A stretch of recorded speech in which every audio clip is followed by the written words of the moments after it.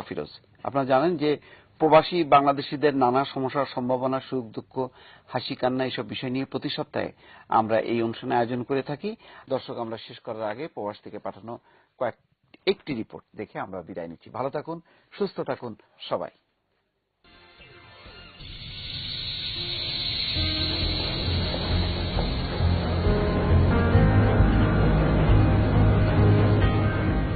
2022 সালে বিশ্বকাপ ফুটবল আয়োজন সামনে রেখে অবকাঠামো উন্নয়নে রাতারাতি পাল্টে যাচ্ছে কাতার। চাকরির পাশাপাশি দেশটিতে ব্যবসা করে ব্যাপক সাফল্য পেয়েছেন প্রবাসী বাংলাদেশিরা।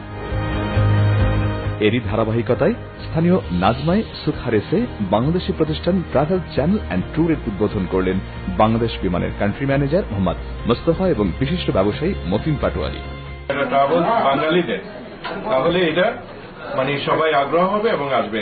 আমরা কাতারের ল অনুসারে বেতন ভাতাদি সহ আনুষঙ্গিক সুবিধা যথাসময়ে পাচ্ছি। প্রবাসী বাংলাদেশিদের সুলভ মূল্যে সেবা দেওয়ার প্রত্যয় জানান প্রতিষ্ঠানের স্বত্বাধিকারী। আন্তরিকভাবে আমরা আমাদের সকল সহযোগিতা যেটা না হয় সেই ব্যবস্থা আমরা সর্বত্র করব। এই সকল ভোগান্তির অবসান করার লক্ষ্যে ট্রাভেল চ্যানেল প্রতিষ্ঠা হয়েছে।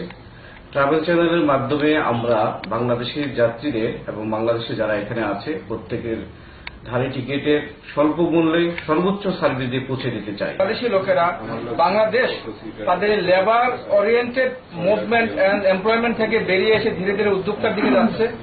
এটা দেশের জন্য অনেক বড় গর্ব।